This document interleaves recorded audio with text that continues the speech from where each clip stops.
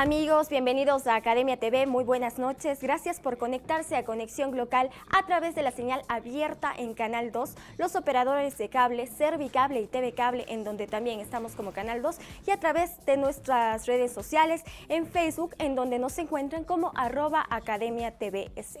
Mientras más de 8.000 jóvenes en nuestra región rindieron el examen de acceso a la educación superior, nosotros como adultos muy poco hacemos para ayudarlos a aclarar este difícil panorama y muy pocas son las universidades o programas de bachillerato que ofertan programas de orientación vocacional.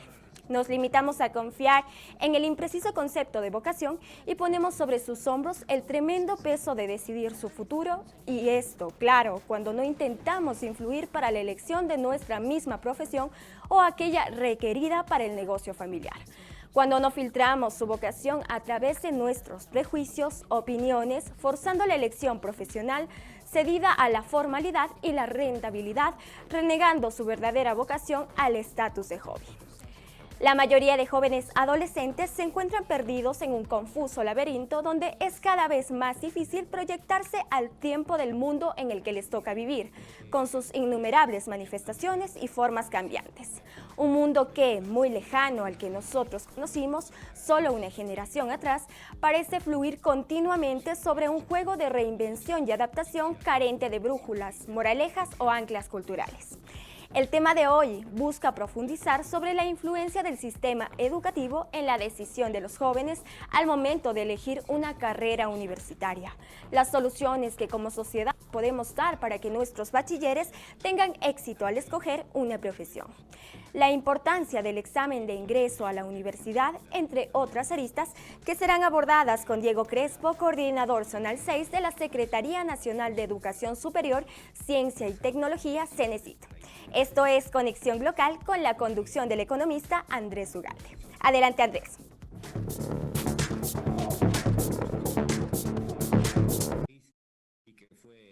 Estimada Natalie, muchas gracias. Y estimados amigos y amigas, muy buenas noches y bienvenidos a una edición más de este su programa Conexión Local a través de la señal de Academia TV. Recuerden que pueden encontrarnos también en nuestras redes sociales de Academia TVS en Twitter, Facebook e Instagram. Como bien nos indicaba Natalie hace un minuto, creo que uno de los grandes desafíos que enfrentamos todos los jóvenes, todos aquellos que fuimos jóvenes a los 16, a los 17, a los 18 años, cuando nos tocaba elegir una carrera universitaria, era justamente el encontrar ese campo preciso en el que queremos desarrollarnos, ese campo que marcará la profesión por la cual trabajaremos el resto de nuestras vidas. Una decisión tan trascendental que a momentos nos parece demasiado pesada como para ponerla entera sobre los hombros de un muchacho o de una muchacha que muchas veces está todavía viviendo su adolescencia, que todavía no tiene las herramientas para hacer una elección de tal magnitud. Ciertamente pensamos que los sistemas de educación, que los padres de familia, que los distintos estamentos, inclusive estatales, deberían cumplir aquí un papel justamente para evitar los fenómenos de deserción en las universidades y para lograr que nuestros estudiantes escojan una profesión en la que queda claro que el deber de todos nosotros no es necesariamente ser ricos, pero sí es ser felices y sí es desarrollarnos en nuestros propios términos. Creemos que esto es un tema de profundo análisis, para el cual nos acompaña además un buen amigo, ingeniero Diego Paul Crespo, coordinador zonal de la zona 6 del CENESID. Paul, muchísimas gracias. Diego, Paul, muchísimas gracias por aceptarnos la invitación. Siempre bienvenido. Muchas gracias, Andrés. Muchas gracias por la invitación. Pues un gusto estar acá en el programa. Un saludo pues a todos los que nos ven y nos escuchan en este momento. Efectivamente, pues yo creo que es un tema muy importante y trascendental para todos los jóvenes en esta etapa, ¿no?, de selección, llamémoslo así, de lo que van a hacer el resto de sus vidas. Así es. El tema viene a colación justamente esta semana, ahora que estamos concluyendo la semana, en la que se ha hecho o se ha tomado justamente el famoso examen de admisión a las universidades por parte del CENESID. Si bien fuera de cámara me comentabas, Paul, que este es, digamos, el menos numeroso porque es el que corresponde al ciclo Costa, ¿no? En realidad, el examen más importante viene todavía en unos meses. Sin embargo, vamos, coméntanos un poco este ejercicio de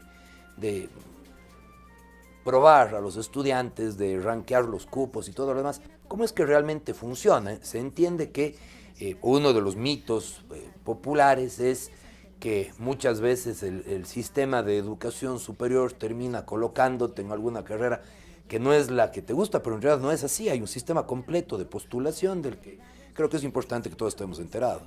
Sí, sí, efectivamente, Andrés, si bien es cierto, pues nosotros tenemos dos procesos en el año, ¿sí? Uno que se determina pues régimen costa, otro que tenemos como régimen sierra, ¿no? En este sentido, en este proceso como tal, tenemos el régimen costa este momento, ¿sí? Debido a que todos los estudiantes que se gradúan del colegio pues son de la región costa. Sin embargo, son numerosos. ¿Cuántos estudiantes hemos trabajado esta vez? Fueron 8.000, ¿no? Justamente el número de estudiantes en su totalidad en los dos periodos es un número muy alto, considerable. Estamos hablando que a nivel nacional tuvimos 266.000 personas inscritos para rendir el examen, y acá dentro de la provincia, pues obviamente al ser un proceso régimen costa, tuvimos nada más alrededor de 6.000 estudiantes en el Azuay, y en la zona 6 como tal, 8.000 estudiantes que se inscribieron para poder rendir el examen. Un número importante de todas maneras, ¿no? Sí, sí, efectivamente es un número importante, ya que el examen como tal pues lo puede rendir todas las personas que deseen ingresar o deseen un cupo para la educación superior. ¿Cómo funciona el proceso? Supongamos, estimado Diego, que, a ver, yo soy un estudiante, estoy en mis 17 años, tengo que elegir mi carrera, ok, quiero ser, no sé, médico, economista, X, ¿no? ¿Cuál es el proceso? ¿Qué es lo que debo hacer? ¿Cómo puedo, y sobre todo, cómo puedo buscar que yo salga electo, que obtenga un cupo justamente para la carrera hacia la cual estoy apuntando? Así es, verás. El proceso como tal funciona de la siguiente manera. Aquí tenemos que determinar como que dos grupos, llamémoslo así, de estudiantes. Unos, los que en este momento se gradúan de las diferentes instituciones de educación media, colegial, y otro, los que en su momento ya han participado de los procesos anteriores. Entonces, aquí empieza pues con los que se gradúan de los colegios con la inscripción para poder rendir el examen. Y con los que han participado en procesos anteriores con la habilitación de la cuenta de ellos, ¿sí? Entonces, en este proceso en especial, pues en enero empezamos con la habilitación de cuenta para todas las personas que han participado en procesos anteriores, obtuvieron un cupo, quieren rendir nuevamente, quieren con las mismas calificaciones que obtuvieron postular para un nuevo cupo, etcétera. Entonces, empezamos con eso, con la habilitación de la cuenta. Después de eso, pues empezamos ya con la inscripción de cada uno de los estudiantes que por primera vez van a participar de este proceso. Una vez que tenemos ya este proceso, vamos a la habilitación de nota, ¿sí? Estos son para todos los estudiantes que han tenido ya una calificación anteriormente, no quisieron volver a rendir el examen o no pudieron por A o B circunstancias, y quieren habilitar su nota para que con esa nota volver a postular dentro de un cupo de las universidades. La semana pues anterior tuvimos ya el proceso del examen como tal para todos los que se inscribieron.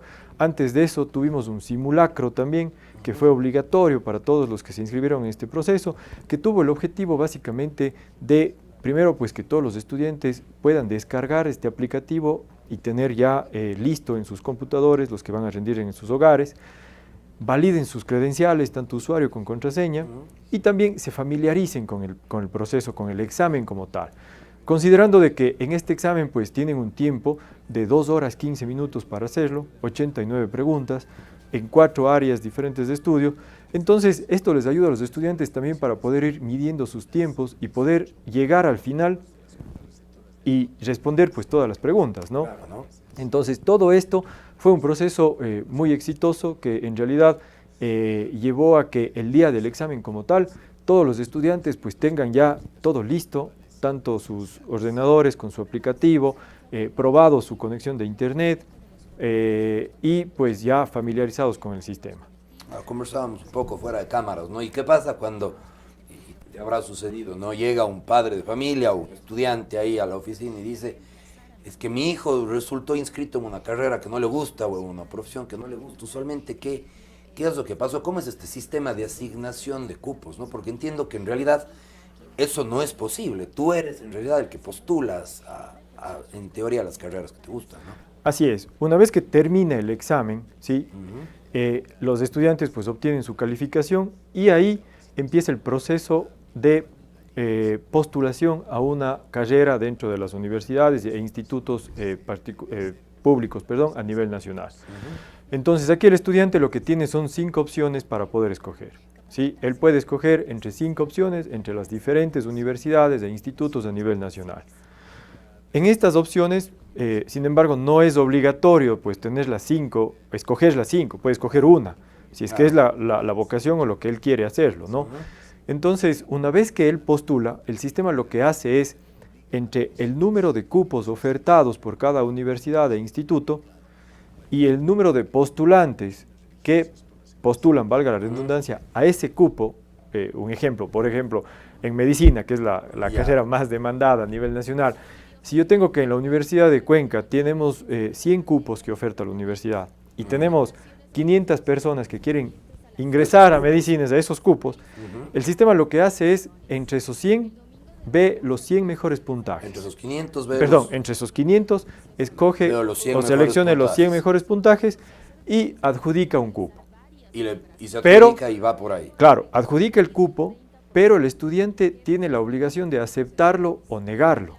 Ya. O sea, no es que el sistema dice, bueno, usted obtuvo el cupo y ya, vaya, matricúlese. No, claro. El estudiante tiene que decir si acepto el cupo o no acepto el cupo. Ya. Ahí sí podemos decir el estudiante tuvo el cupo y ahí sí tiene que hacer el proceso ya con las universidades o institutos que seleccionó. Y los 400 que no entraron, les manda, probablemente el sistema hace una segunda corrida y te ponen la segunda carrera que elegiste y en la tercera. Exacto, y en la cuarta. así es. Entonces, al estudiante tener estas 5 opciones, él, si es que en la primera opción no obtuvo un cupo, el sistema lo que hace es ver su segunda opción y así hasta llegar a la quinta.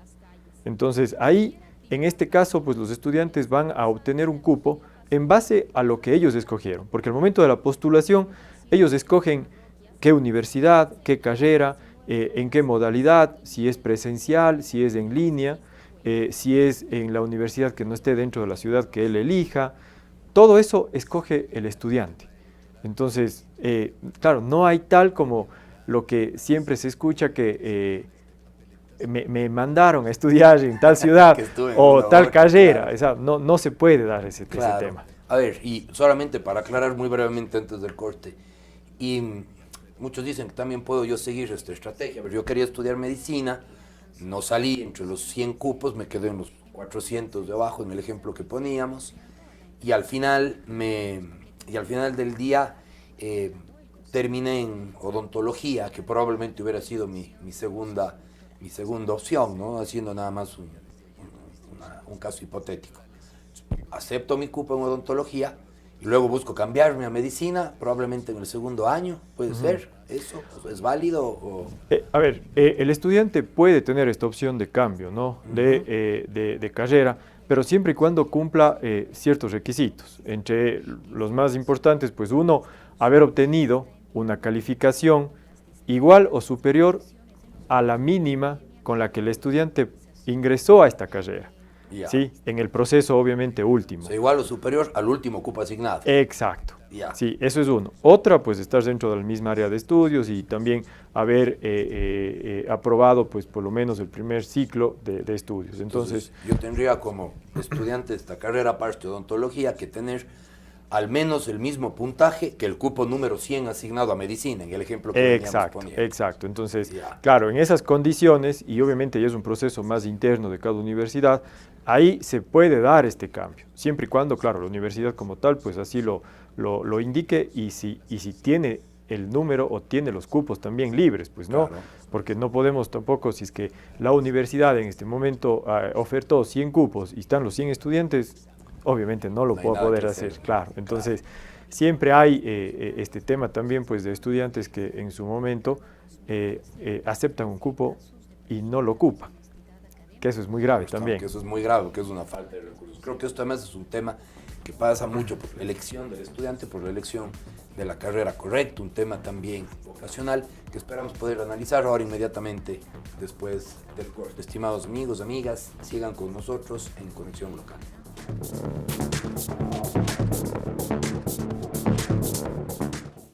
Estimadas amigas y amigos, bienvenidos nuevamente a este su programa Conexión Local a través de la señal de Academia TV.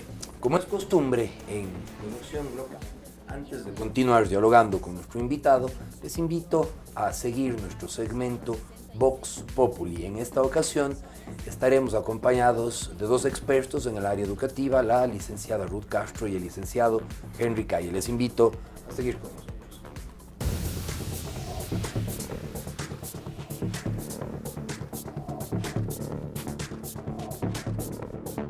El año anterior, bastante ansiosos. Este año están bastante preocupados porque saben que no todos los jóvenes que se inscriben pueden acceder. Nunca nos han dicho cómo es que les dirigen, cómo es que ellos con ese simple examen saben a dónde dirigir. Porque su vida no se marca en un examen. El examen debería ser evaluado en todas mis competencias. Habilidades cognitivas, habilidades emocionales, actitudes, destrezas, que es realmente un completo y complejo modo de entender. Es decir, que mis habilidades me sirvan para mejorar mi calidad de vida, que mis habilidades me sirvan para que yo, cuando me enfrente a problemas auténticos, pueda resolverlos. No es igual rendir el examen una persona que ha tenido todo el entrenamiento posible en lógica matemática, en lógica abstracta, que un estudiante que no ha tenido esas posibilidades. Sabemos que en el colegio, en las escuelas, en educación inicial, no tenemos ese tipo de competencias, porque nosotros lo único que hacemos es dar conocimiento, y esa es la verdad, porque a mí me miden y a mí me evalúan según lo que yo di de mi programa, es decir, el contenido, que deberíamos cambiar un sistema educativo más riguroso, ¿sí? Con profesores, perdónenme, más que bien pagados, nos pagan poco, pero más que bien pagados, bien formados. A mí me van a disculpar compañeros y compañeras que ingresan al magisterio porque facilito es ser profesor. Sin embargo, en otras cátedras, sin saber pedagogía, sin saber didáctica, sin saber psicología, vamos y trabajamos en establecimientos educativos. Debería cambiar la ley de educación. Debería cambiar el querer evaluar solamente el contenido. A nosotros nos evalúan cuánto di del contenido de mi asignatura. Si es que terminado el contenido, yupi, soy el mejor profesor. Pero no me han evaluado las destrezas que tienen mis alumnos para enfrentarse al día a día. Debería cambiar el examen de ingreso a la universidad. Yo creo que las universidades, como la católica, la UDA, la estatal, deberían tener su propio modo de evaluar al estudiante. No todos los chicos, los estudiantes, los nuevos bachilleres, tienen las mismas condiciones, entonces no se puede hablar realmente de igualdad. En ese sentido, las metodologías que han ido, digamos, dándose en el camino, que han sido susceptibles de mejoras, todavía no logran, digamos, encuadrar estos aspectos de igualdad social que se requieren. Por eso vamos a ver nosotros muchas demandas y críticas sobre las frustraciones que hay en torno del acceso mismo a la universidad y a la educación superior. Han habido algunas mejoras. Lo primero, digamos, que se ha logrado incorporar es el tema del mérito. De darle la posibilidad al estudiante de acreditar parte de su nota con el tema de, digamos, con un peso de un 40% para la nota global de acceso a la universidad, y al examen se le da una nota del 60%. Esto reconoce, digamos, la trayectoria. Lo otro es que metodológicamente el examen mismo tiene algunos problemas que son de fondo y otros problemas que son coyunturales. Los problemas de fondo que son básicamente toda la reproducción de la desigualdad social que se da dentro del sistema educativo. migración, problemas socioeconómicos asociados, digamos, fundamentalmente a la pobreza, a la violencia y a todos estos fenómenos estructurales de la sociedad que hacen que el estudiante se desenvuelva en un marco de complejidad. Entonces, todas estas cuestiones a la final se van a ver reflejadas en el examen ser bachiller. Ya los problemas coyunturales son dos. La pandemia, lo que se hizo es, digamos, en el ámbito público, son dos cosas graves. Lo primero es recortar presupuestos. Luego, no existe educación virtual porque lo que se hace es que a través de estas plataformas, de Zoom o por ejemplo, la entrega de material educativo a través de WhatsApp y otros medios, no tiene nada que ver con educación virtual. La educación virtual tiene que ver con un conjunto de elementos metodológicos diseñados para un proceso de enseñanza-aprendizaje dentro de la virtualidad.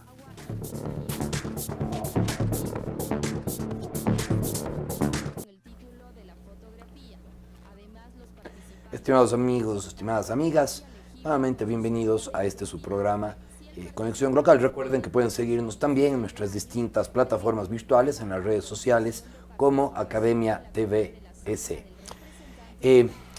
Estimado Diego, creo que una de las cosas interesantes que vamos aquí analizando es justamente la crítica, más que al examen propiamente o más que al proceso, en realidad al sistema de educación, ¿no? Una de las cosas importantes que se recogen de todo esto hay, creo yo, dos grandes áreas aquí que tratar. Una es el tema vocacional, ¿no? Y lo conversábamos ahora hace un segundo aquí en estudio, fuera de cámaras, y de hecho de eso se trataba el editorial.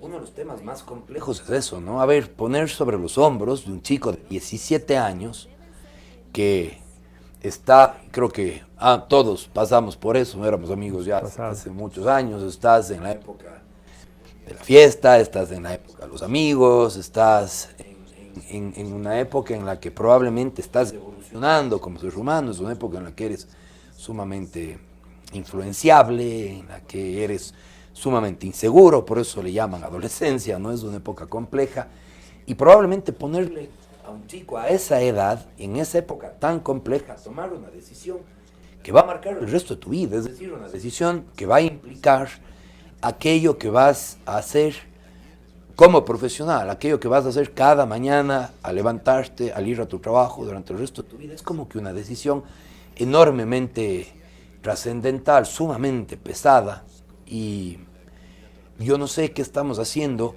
como sociedad, como Estado, como sociedad civil, como padres de familia, para orientarlos un poco en ese sentido. El tema vocacional es un tema complejo, Diego. Sí, efectivamente, Andrés, comparto totalmente pues, con lo que indicas. En realidad, yo creo que más allá del proceso como tal de acceso a la universidad o de la decisión pues, que tienen que tomar los jóvenes al postular dentro de una carrera, yo creo que es un trabajo que se lo tiene que venir realizando desde abajo, ¿no? Desde el colegio, escuela, si es posible, colegio, y inculcando, pues, como tú lo dices, vocación.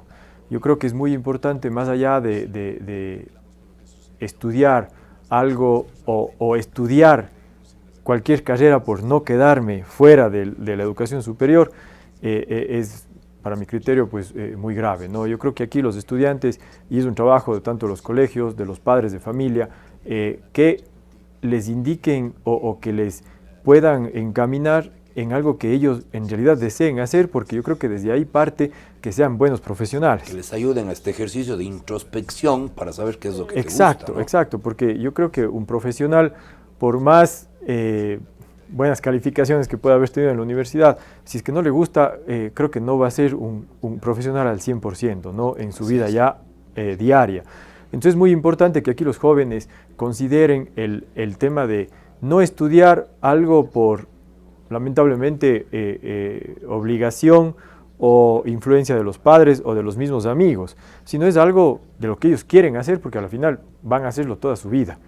Entonces, creo que no hay nada peor que, como tú lo decías, levantarse todos los días para ir a hacer algo que no me gusta.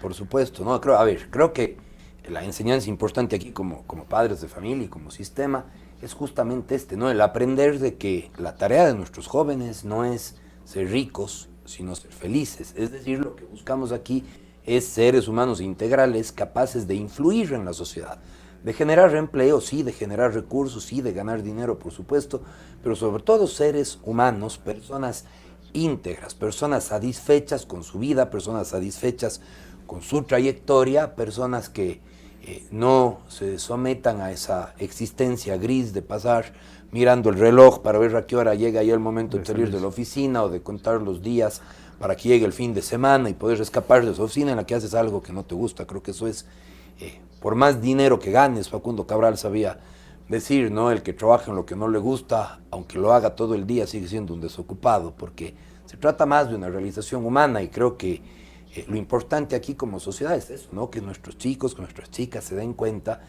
de que la formación profesional es para buscar seres humanos satisfechos consigo mismos, seres humanos íntegros y sobre todo seres humanos felices que vivan su vida en sus propios términos y encuentren su lugar en el mundo. Pero ahí tú, Diego, decías una cosa importante, muchas veces no es solamente esta enorme confusión que este mundo tan complejo tiene, no es solamente esta apatía, porque muchas veces también a los chicos simplemente no les interesa, simplemente no están centrados en el hecho de que están tomando una decisión tan trascendental, sino a veces somos los padres de familia también, ¿no? El padre que te dice, a ver, yo quiero que estudies lo que estudió papá, o tienes que estudiar esto porque tienes que continuar con el negocio familiar, y tantas cosas que suceden. No hay esa influencia a veces más bien dañina de los padres, que además, ojo, no filtramos la opción de nuestros chicos a veces a través de nuestros estereotipos, de nuestros propios mitos que tenemos en la cabeza, ¿no es cierto?, de nuestros propios paradigmas,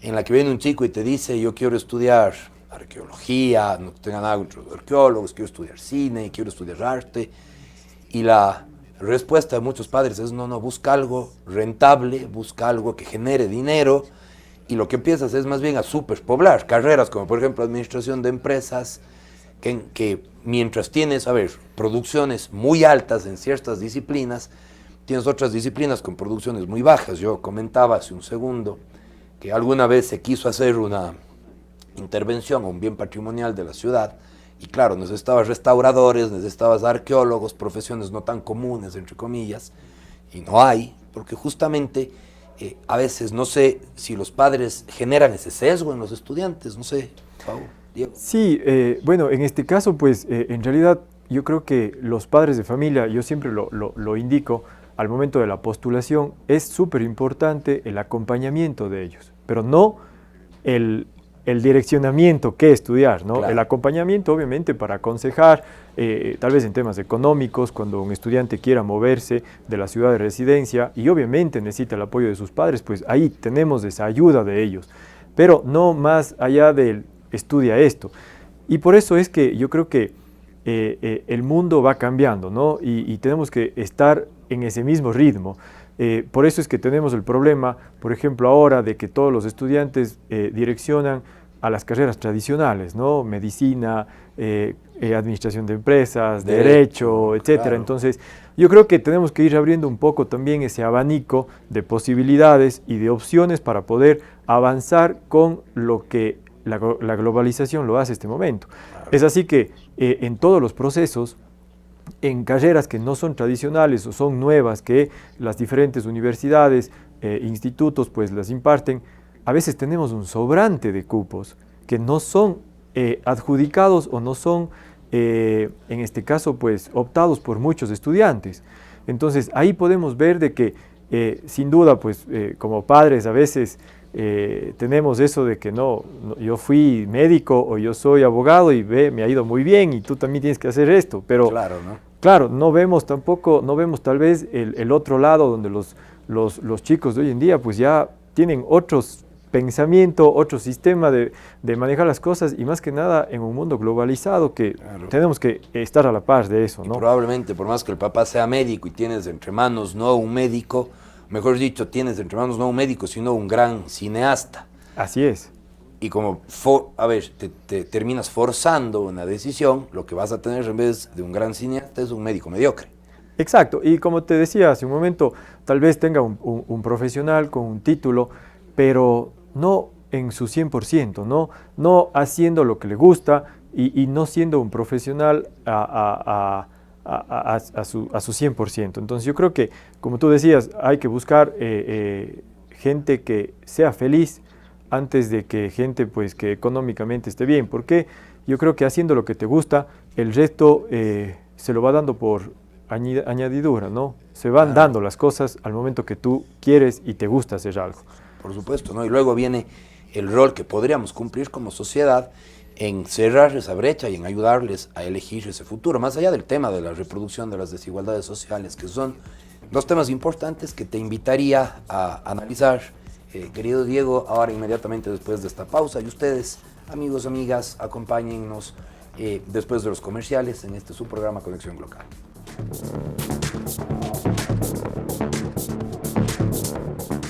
Nuevamente, buenas noches, estimados amigos, estimadas amigas, a este su programa Conexión Local. Recuerden que pueden seguirnos a través de nuestras plataformas en Facebook, en Twitter y en Instagram, buscando Academia TVS.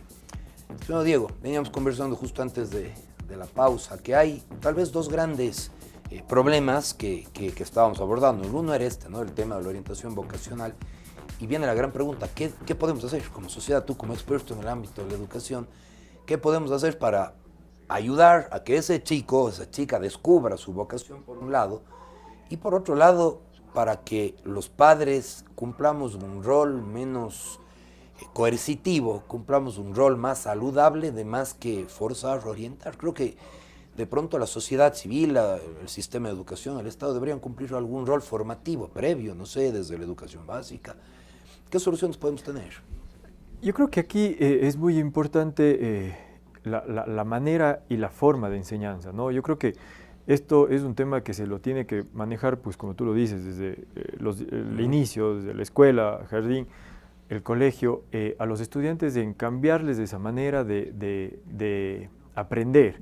Escuchaba pues a la experta indicar pues que a Ruth, que claro, se limitaban a lo que decía el manual o el contenido, claro, y eso es lo que les impartían a los estudiantes. Y nos estamos olvidando de que ser o hacerles ser un poco más críticos y también pues el saber cómo se hacen las cosas. Conocimiento puro y duro, ¿no? Exacto, ¿no? Entonces, yo siempre digo, yo creo que tenemos que llegar a un punto donde que el estudiante, lamentablemente en muchos casos, nosotros decimos 2 más 2 es 4, y si le dices 3 más 1 ya no sabe, porque le enseñaron que 2 más 2 es 4. Entonces, claro, yo creo que cambiar esta manera de aprender es fundamental, justamente para que en este caso, pues en el acceso a la educación, que es un examen no de conocimientos como tal, sino es un examen de capacidades y aptitudes, para que todos los jóvenes puedan llegar en las mismas condiciones, ¿sí?